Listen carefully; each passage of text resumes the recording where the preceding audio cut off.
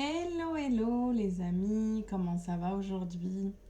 Eh bien, je vais très bien et je vous retrouve avec grand plaisir pour parler de votre plume. Souvenez-vous, dans une vidéo précédente, je vous ai parlé du fameux triangle littéraire. Je vous ai fait imaginer un triangle équilatéral et vous ai donné les 3 grands piliers d'un roman, à savoir le concept, la technique et la plume. Je vous ai dit que la plume ne comptait que pour 10% dans vos chances de publication, mais qu'il ne fallait pas pour autant la négliger. Au contraire, une plume tout à fait correcte ou une bonne plume, qui peut avoir ses spécificités, ça représente vraiment un bonus. Travailler sa plume, c'est pas toujours nécessaire.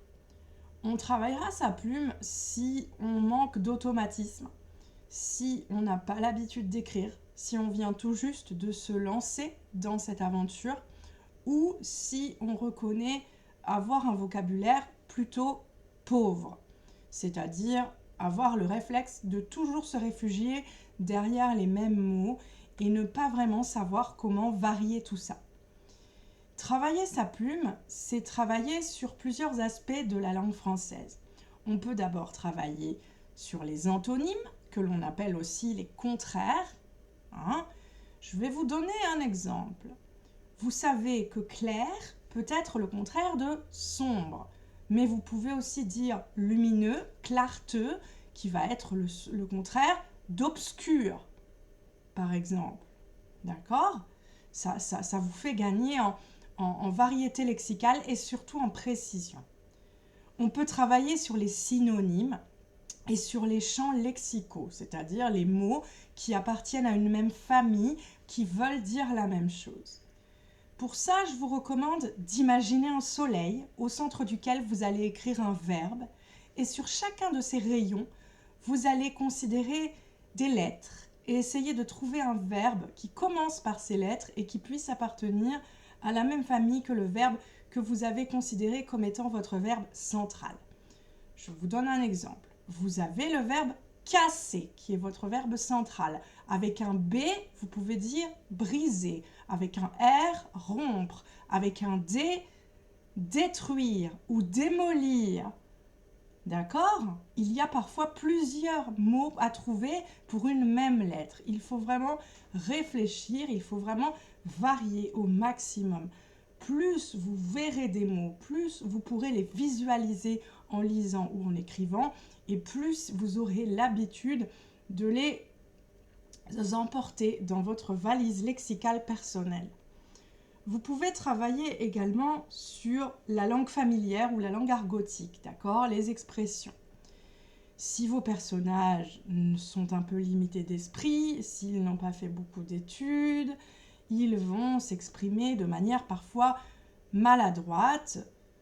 S'ils ont beaucoup voyagé, ils vont connaître beaucoup d'expressions, ils vont vouloir faire des jeux de mots, ils vont vouloir faire des sous-entendus.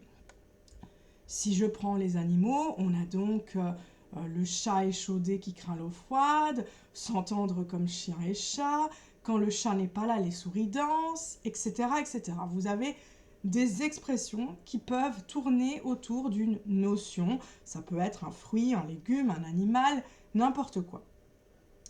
On peut travailler sur ce qu'on appelle le jargon. Le jargon, c'est le vocabulaire spécifique qui va appartenir à un domaine d'expertise.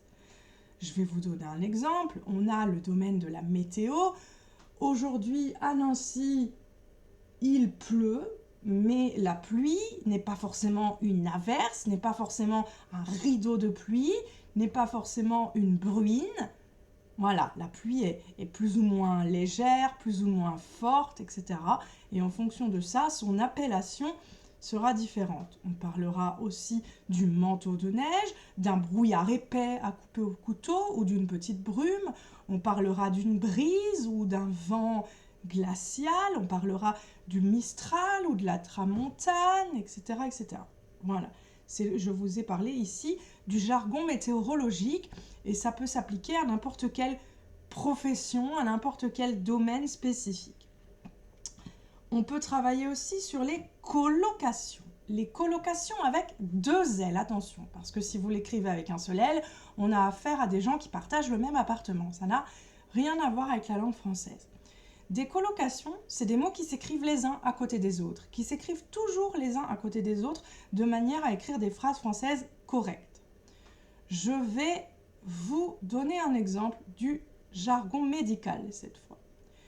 Souvenez-vous, pendant la pandémie, on s'est toujours méfié en cas de fièvre, en cas de toux, en cas de nez qui coule, et les personnes sont arrivées chez le médecin parce qu'elles présentaient les symptômes de la Covid-19, d'accord ? On ne va pas dire qu'elles montraient ou qu'elles avaient les symptômes, on va dire qu'elles présentaient les symptômes du Covid-19 et qu'au fur et à mesure de la journée, entre le moment où elles ont attrapé le virus et le moment où s'est écoulée la durée d'incubation, elles ont développé les symptômes de la Covid-19. Elles ne les ont pas imaginés dans leur corps, ancrés dans leur corps ou je ne sais quoi d'autre.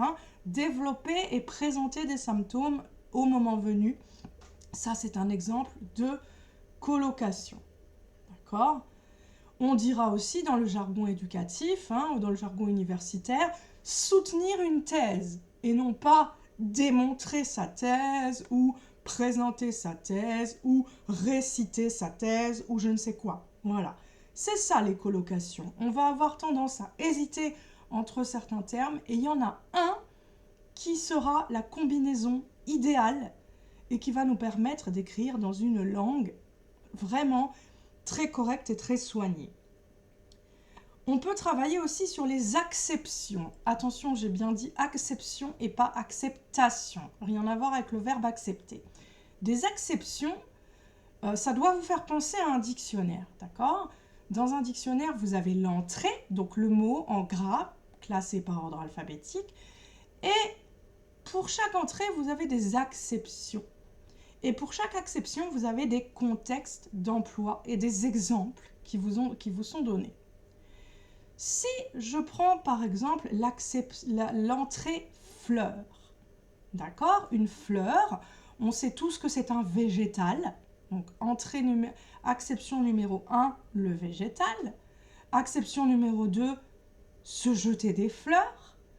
D'accord ? Acception numéro 3, arriver quelque part comme une fleur. Acception numéro 4, faire une fleur à quelqu'un, faire une faveur. Voilà. Les acceptions, ce sont tous les contextes dans lesquels on peut employer un mot. Faites attention, pour que l'acception soit valable, le mot doit toujours se passer en fin d'expression lorsqu'il s'agit d'une expression. Si je prends l'acception haricot, les haricots verts sont l'entrée principale et c'est la fin des haricots, l'expression. Vous voyez bien que dans cette expression, le mot haricot est le dernier mot, donc ça peut compter. D'accord ? Voilà, les acceptions, ce sont les contextes d'emploi d'un même mot. Souvenez-vous-en. Et vous pouvez travailler sur des mots qu'on appelle des paronymes. Paronyme, ça doit vous faire penser à pareil, semblable, parce que ce sont des mots qui se ressemblent beaucoup, mais qui sont différents. On peut par exemple parler du soignant et du soigneur. Le soignant va s'occuper des êtres humains dans un hôpital et le soigneur va s'occuper des animaux dans une réserve ou dans un parc zoologique, par exemple. D'accord ? On peut parler d'un événement ou d'un avènement, d'un historique. Vous voyez, c'est très semblable, mais tout à fait différent en termes de sens. Et amusez-vous le plus souvent possible à décomposer les mots et à comprendre leur origine. Comment est-ce qu'ils ont été construits ?